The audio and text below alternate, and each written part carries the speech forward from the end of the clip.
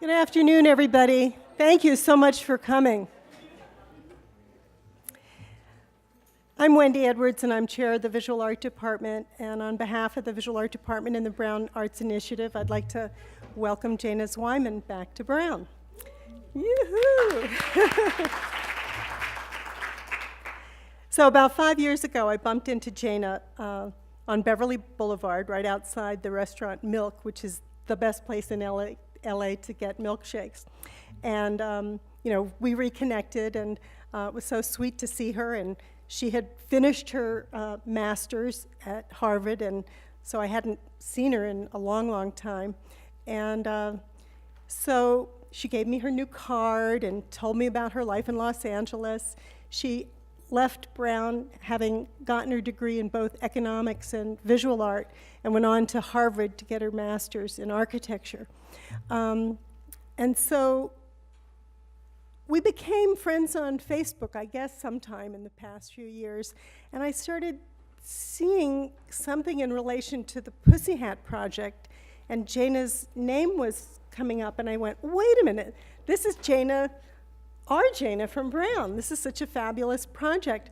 So I knew right away that we needed to bring her back to Brown and embrace her and celebrate this phenomenal project that she developed and co-founded. So the best brand new news is that the Victoria and Albert Museum just purchased a piece. They've added a pussy hat to their collection. So I thought that was pretty spectacular. So anyway, please help me welcome Jana.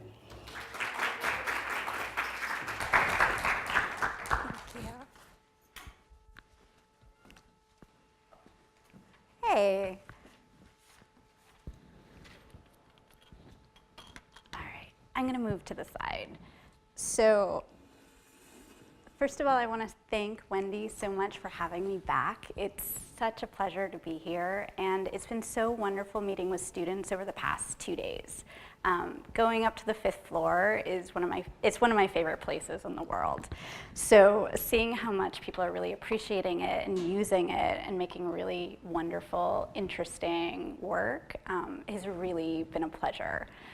So I prepared a whole bunch of stuff for you guys, and kind of from being here, I figured I'd just talk to you for a while about how Pussy Hat came to be. So in a lot of situations, you think something just appears out of nowhere, and Pussy Hat really came starting from Brown. So I'm going to show you guys some work that I've done at Brown, tell you a little bit about my path, and then we'll talk about Pussy Hat. So everyone's ready to go? Okay, awesome. All right, so here we go, Pussy Hat. So this is one of my first installations. It was in the Bell Gallery, and it's called A Nesting Place. And it used to be up in the studio, and then I got to get it into a show and reinstall it. And it was really exciting because in the studio itself, it actually became a nesting place for people, some people, and then other people felt extraordinarily uncomfortable within it as well. I worked with found objects, fabric, paintings I made, paintings I found, and we can talk about all of these more in depth, but I figure I'll show you a whole bunch of stuff, and if you want to talk more about it, that's great.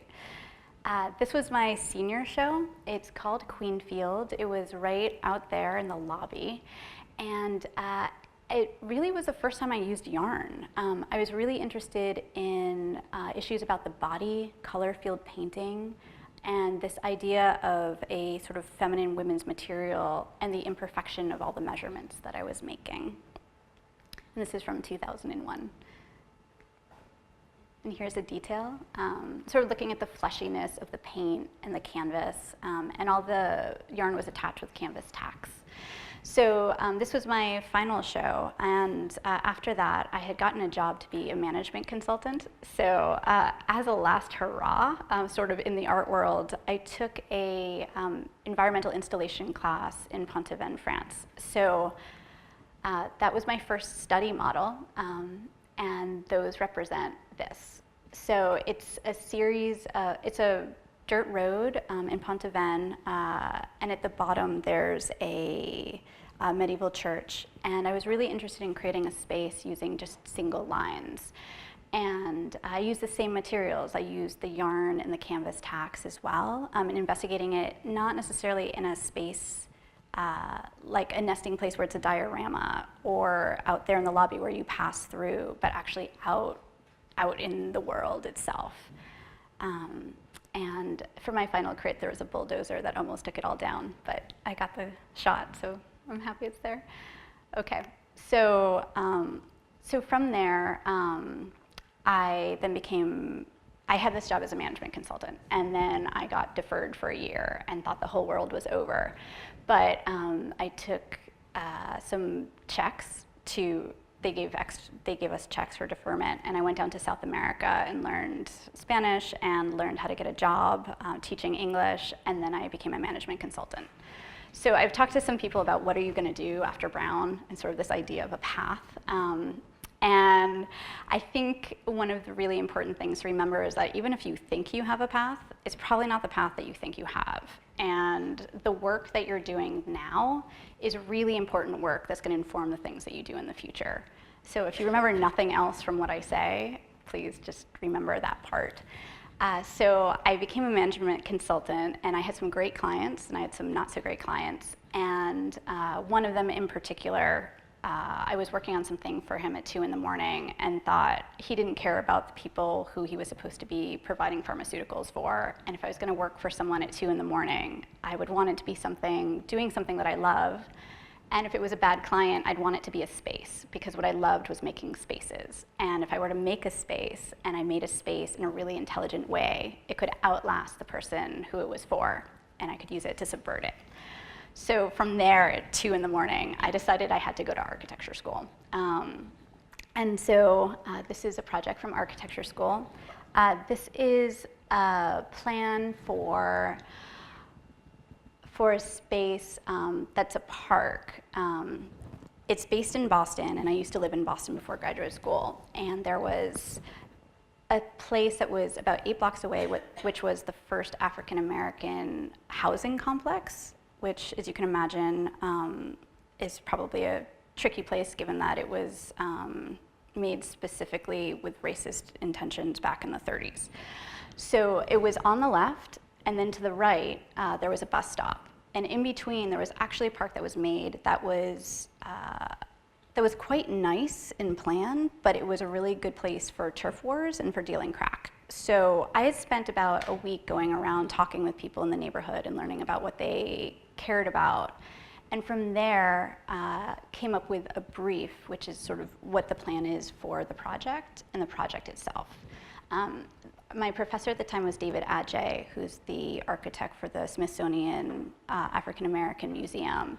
And he has this wonderful way of making social inclusion part of his project, and really thinking about the spaces and being inclusive. So it's a combination of outdoor spaces, laundry, because there was no laundry in the complex itself, quiet places, and also a cafe, because there was a food desert. So here's a more typical way of looking at it. And it's a diagram of how to change a space into a safer, more inclusive kind of environment and provide the types of things that people don't necessarily ask for.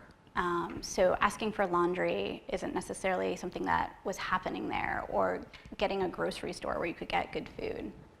So from there, it kind of circled back again. I saw something on a bulletin board, sort of like on the second floor, and there was a fellowship for Haystack Mountain School of Crafts, which is something that you don't necessarily do out of the GSD.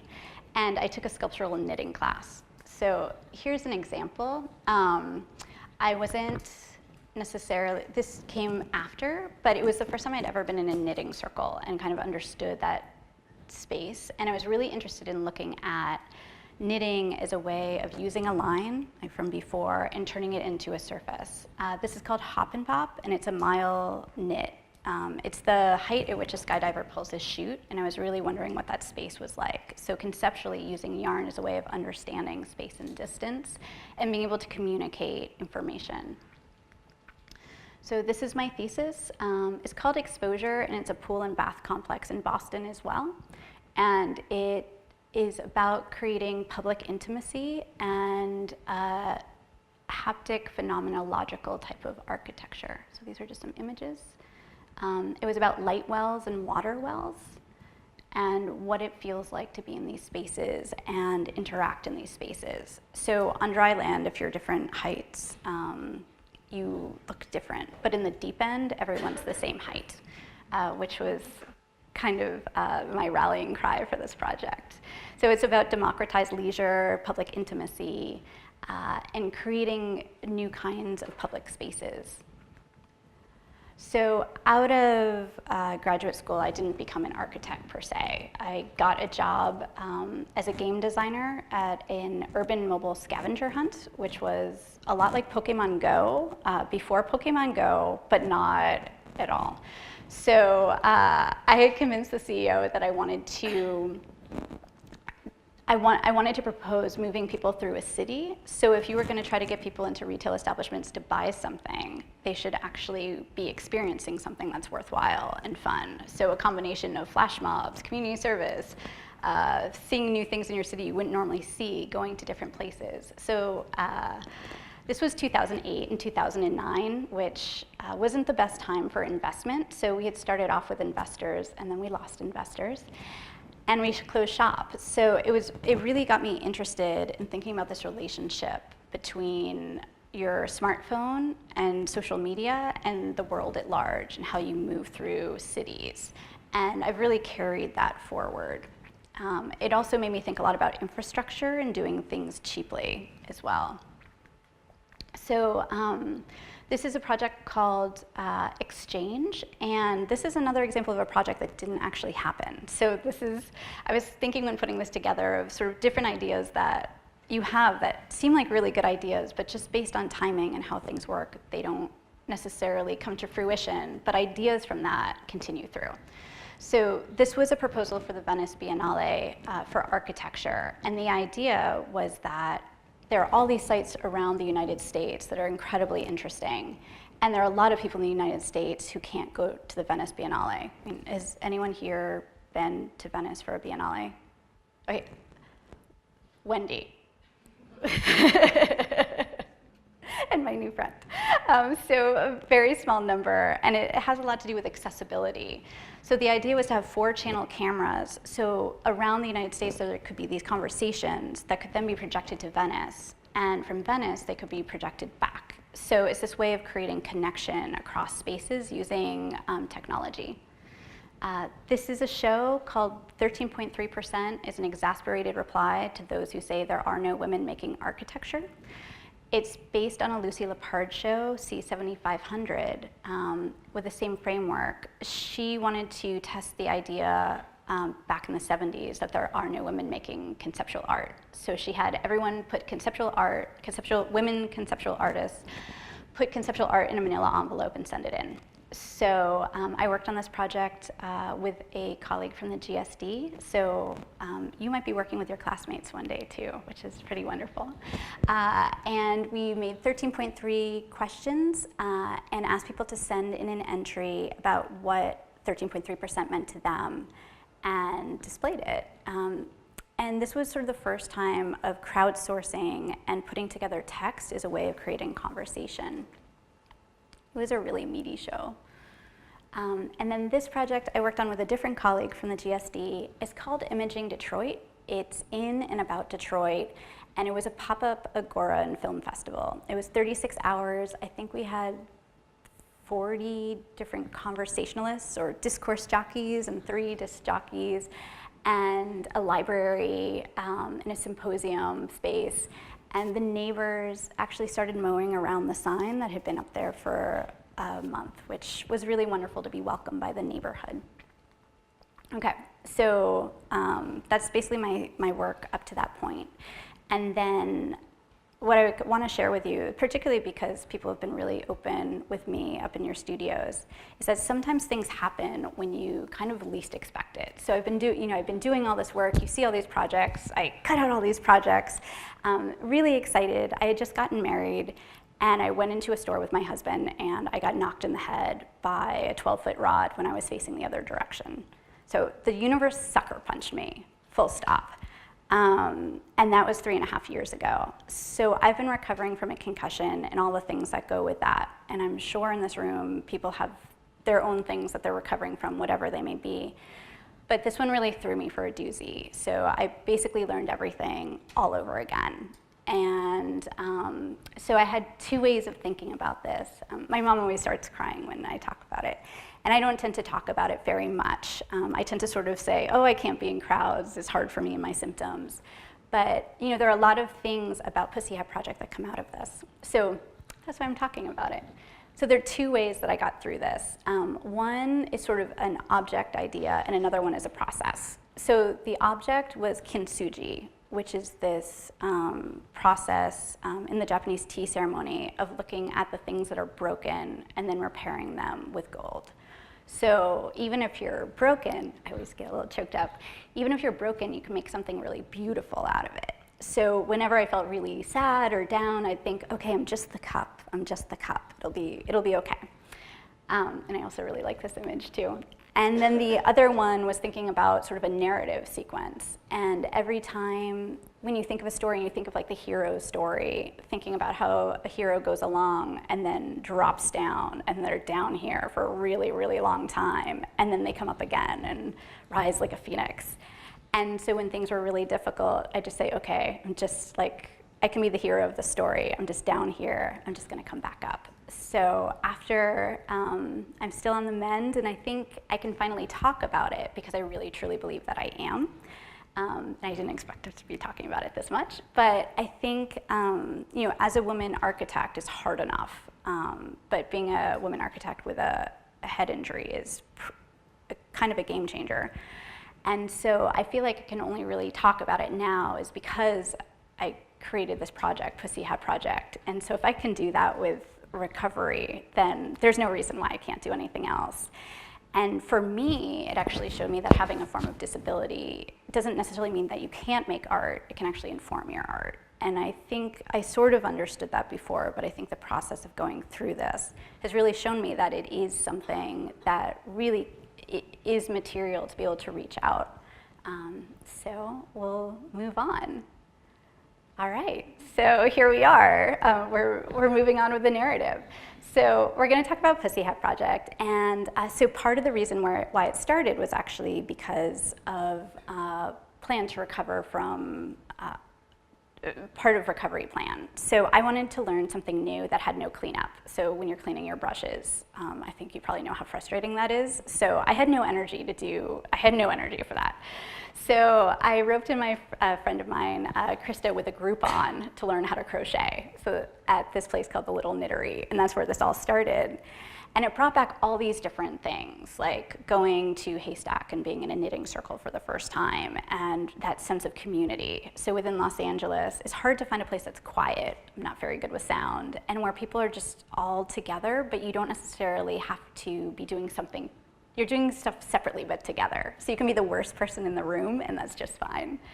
And so we started going in May, and I was really frustrated with the election cycle and my ability to participate. I left out at the very beginning, because I just sat down here and started talking, is that I worked in politics for Clinton, doing events and high donor stuff, and working at the National Economic Council at the White House. Like I was kind of interested in the high concept stuff, and I couldn't go door to door, and I couldn't deal with making phone calls. So the election happened, and out of that devastation, about 2 days later, Chris and I went to the Little Knittery, and we're talking about the Women's March, which was immediately, you know, up in the social media.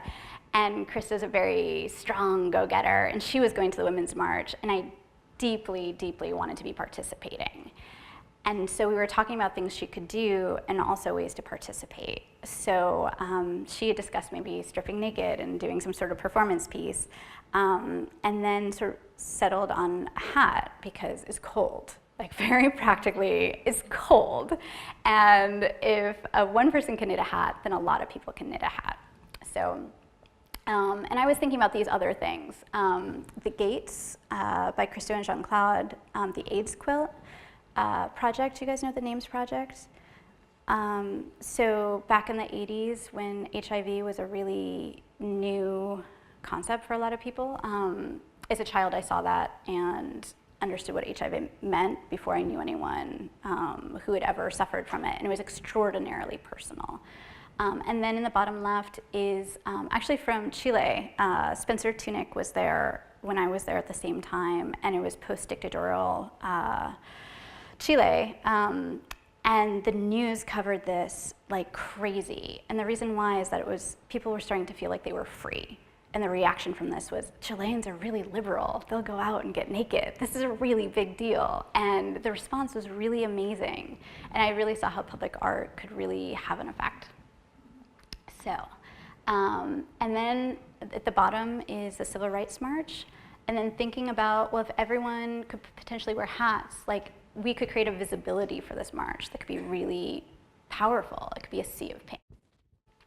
Okay, so I'm not going to take you through all of this, but I promise. But there's a PDF that we made, and I just wanted to show you pieces of it so that you can see, so that it's what we disseminated. So this is part of the project that we made. So we thought of the project in two ways. One is to create a strong visual impact at the Women's March, and the other was to create a way for people who couldn't march, no matter what it was, health reasons, financial reasons, scheduling reasons, to be able to be visible and support the marchers. And then out of that, underlying it, is creating community for future political participation. Okay, so we included a pattern that was free. And on the left-hand side, I don't know if any of you actually read knitting patterns. I don't. I do, but I don't. But the idea that there's a diagram on the other side and that the hat itself is a diagram for participation. So it's just a rectangle folded on its side, sewn from the creases down. It's a rectangle, you put it on your head, and then the corners pop out. And so it doesn't matter what yarn you're really using. It doesn't matter, if you do your knits and purls in the right order. You can make something out of this. And I think that's really wonderful. The pattern itself was made to be both distinctive, so it's not a bunch of beanies.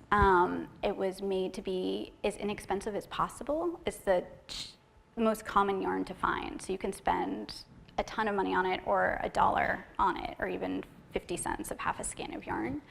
And that's what some variations can look like. So this one woman made all of these different hats. And one of the beautiful things of this project is that as you see the sea of pink hats, it's a sea of variation. So it's an individual within the collective. So instead of going to buy a hat somewhere, these are hats made by people that are gifts to other people representing themselves. So these are some people learning how to knit. And there are different ways to do it. So it's really about this time in the hand that you're thinking of making it. This woman ran out of yarn, so she started making them out of fleece.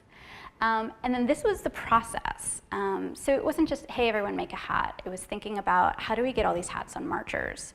So being a really, really small team, we wanted hats on marchers' heads way before the march, or as quickly as we could. So there are ways to do this. One, if you knit a hat, you can bring it with you to a march. You can give it to a marcher. You can share it with, you can find a marcher through social media, or you can drop it off at a drop site, which was a local yarn store. And if I interject, we had 175 local yarn stores that we got on board to do this. Or you could send it to Reston, Virginia, which was this site, this family's basement, who were friends of people in our knitting circle at the Little Knittery, who were incredible. We also included that we asked people to include with their hats a note. And this was an opportunity for people who wouldn't be marching to connect with marchers. So you could say what women's rights issue mattered to you, and I'll just flip through two of them, and what you'd want to share with someone. And one of the most incredible things is someone came up to me the other day and she said, I'm a survivor of sexual assault. I don't really talk about this very much, and I decided I had to go to the march. And I happened to get this hat from a woman in Canada who shared that she also was a survivor of sexual assault, and that was the issue she cared about. And she said as she marched, she felt like she actually had support from people who are around her. And there have been a lot of stories like that. And people have different senses of humor and how much they actually want to write or not write as well. And people have dealt a lot with different stories and different pieces within women's rights.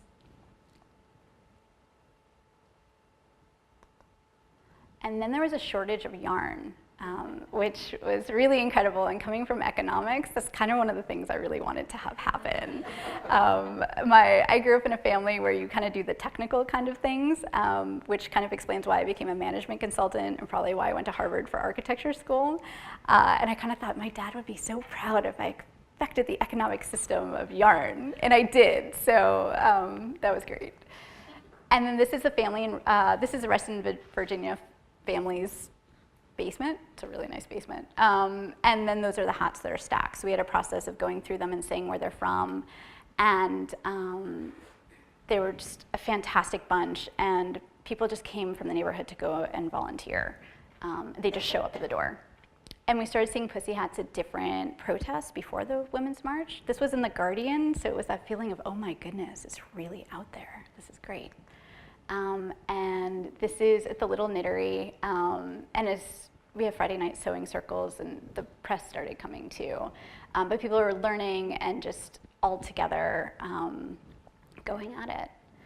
And then one of the wonderful things is, so a knitter can drop off at a drop site, a local knittery, but it also brings people into these local knitteries who've never knit before and don't knit. So it's thinking about these little knitteries as community hubs. So this one was really fantastic. It was about a day, it was a day before the march, and there was this back and forth of people dropping off hats and picking up hats, and you might have to sit around for a hat. So she came in right after this woman left who had dropped off hats, and we said, go, you know, if you want to thank her, please do. And this woman came in completely crying, and she said, I've been feeling so alone and so sad, and this is the best thing that's happened, and just started bawling. She was really wonderful. So these are more hats and notes, and then that's what happened.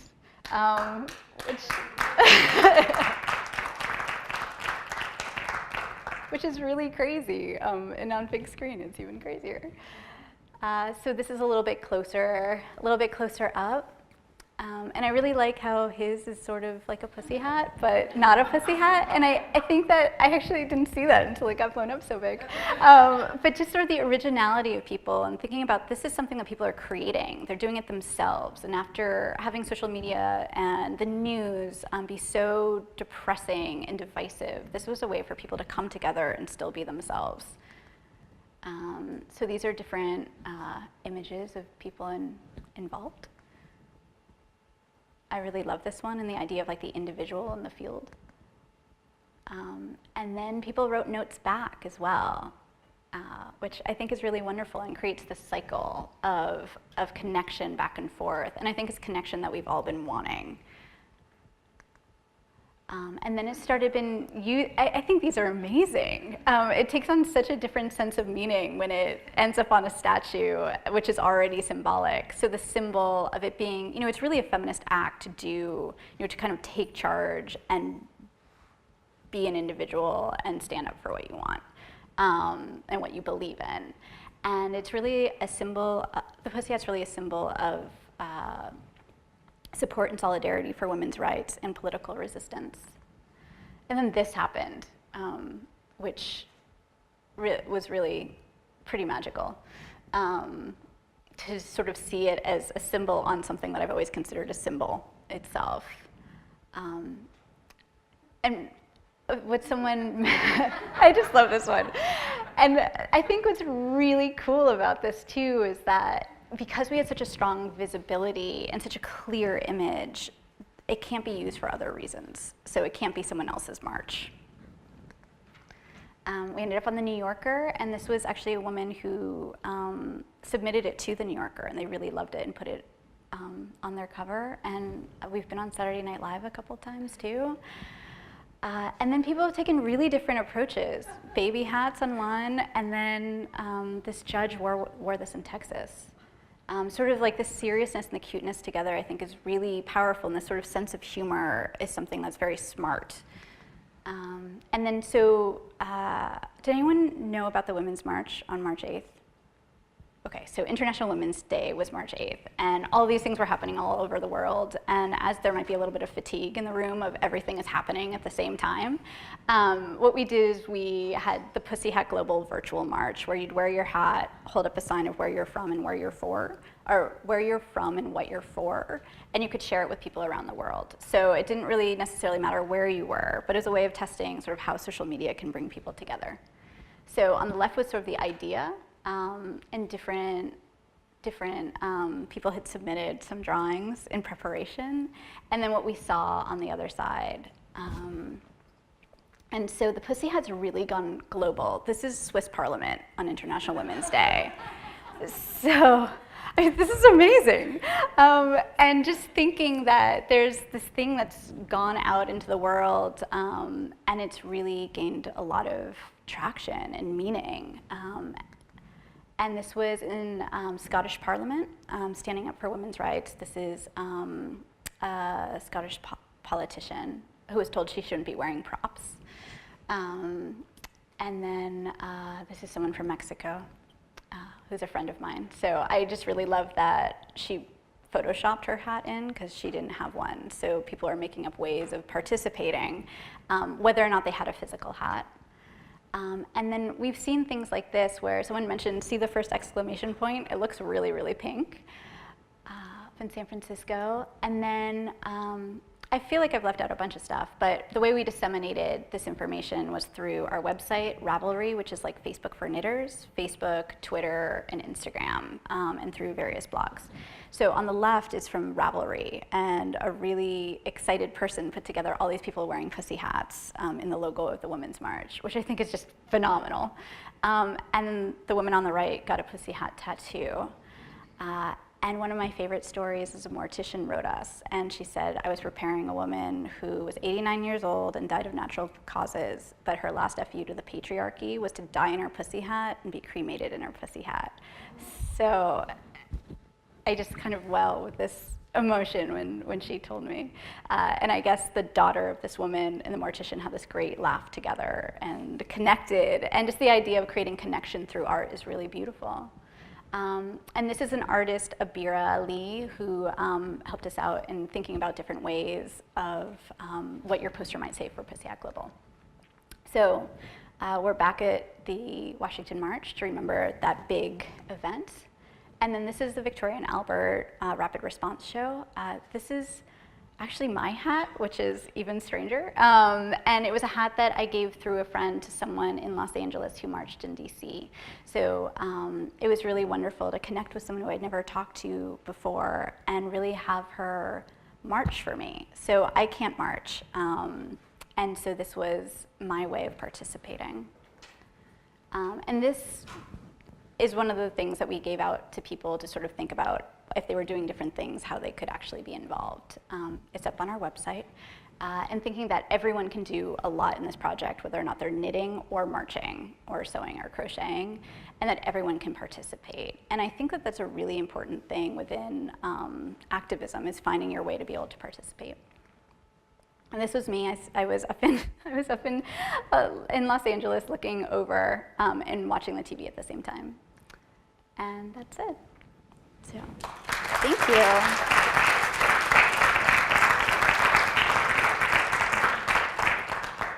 Yeah, so I'm happy to answer any questions anyone might have. I'll try to field them.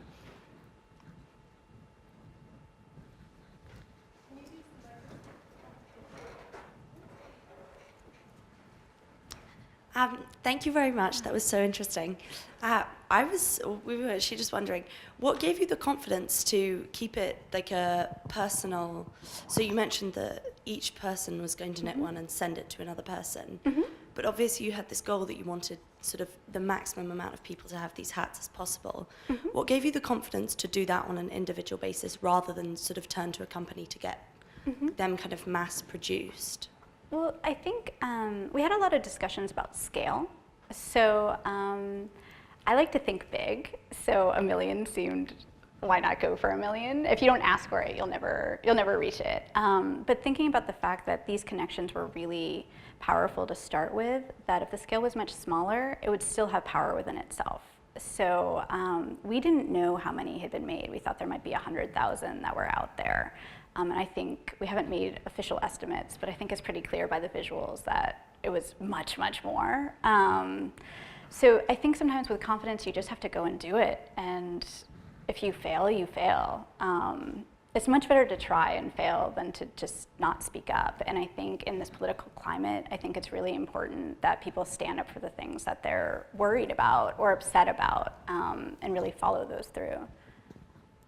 Thank you. Sure.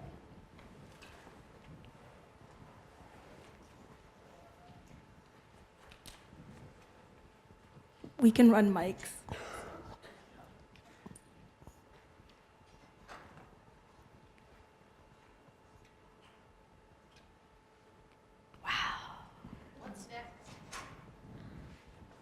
Who is What's that? next? Someone asked. So we're thinking about how Pussy Hat Project can be about, well, we got through International Women's Day, and we're really thinking about strategically how to deal with kind of the fatigue that's out there, or potential fatigue, and thinking about it as kind of an education and instigation kind of initiative.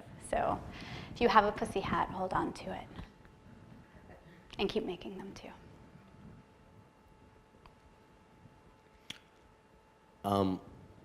Hi. I've heard a lot of criticism from mainly from trans women in regards to the Pussy Hats, and that they exclude women who don't necessarily have vaginas. How do you justify the Pussy Hats in that sense? Well, the name, well, I think it's really important to listen to what people have to say in terms of criticism before I kind of say anything else. The word pussy hat comes from the shape of the hat. So Kat Coyle was the one who designed the pattern, and when we asked her what it was called, she paused and said, pussy power hat, pussy cat, pussy hat. So that was where part of the name was from, and the other part was from the hot mic Donald Trump grab him by the pussy fiasco. And I think when thinking about that comment, to grab anyone by their genitalia without consent is not right. It's not okay. It doesn't matter what kind of genitalia, how you might identify. It's just not okay.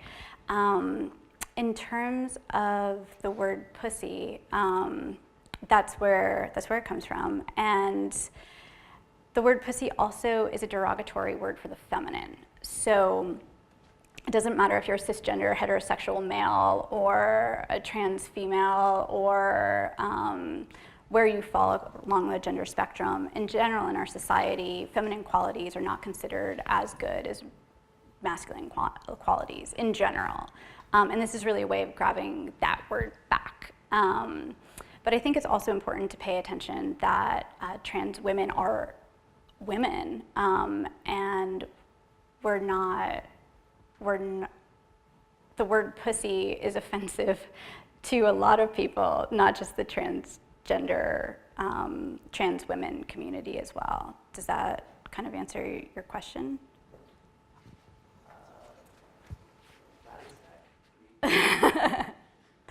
Yeah, I think it's really tricky, and I think the word is really tricky, and I think I think for myself as well, I feel like it's very important to listen to that criticism too.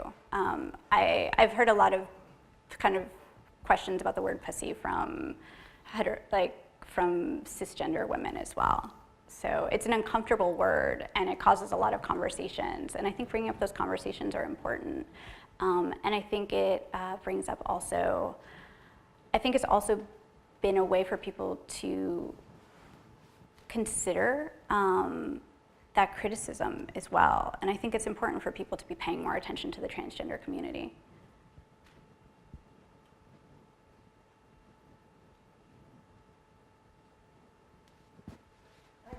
question, Yeah. and then we'll have go to reception. Is there anything else in terms of advice to give the students here today? So Yeah. you left 15 years ago. Yeah, it's amazing. Yeah. I'd say that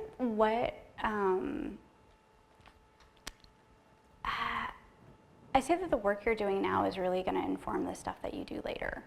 So really explore and take advantage of it, full stop. And I think, these questions of failure and perfection, Pussy Hat Project nothing's perfect. And I think sort of these questions of could you do it if you thought that maybe you'd fail? Like if you always worry you might fail or it's not perfect, you're not going to do anything. So it's better to try and really think about making art is not just making art in your studio, but the idea that is part of everything that you do. It's like the people, I wrote down a quote, which maybe I should read to you, but it's about the people that you love, like how you vote, how you live your life. And I think if you go out into the world, and you're already in the world, but continue your time after Brown, really kind of being the person that you think you really want to be at your core, it'll help guide you towards the types of projects and ideas and experiences that might be beneficial. And then the other thing is you don't really know what an opportunity is. I have to say that I've had a lot of fits and starts and jumps back and forth, and they've all informed a lot of sort of how I see the world and how I move through it. And even the ones that are really horrible really have informed the way that I think about how to be. A lot of this project is based on the fact that I felt so isolated that I couldn't participate. So what this really did was make a way for so many people who couldn't be at this march to be able to participate. And I think that really enlivened people. You don't realize how many people are kind of going through the same things that you're going through, and the things that frustrate you probably frustrate other people. And so, yeah, I encourage you to just follow those things that inspire you and bother you and keep working. Well, thank you so much, Jana. Please join us in the lobby outside for a reception, and we can have more continued conversation. Great, thank you.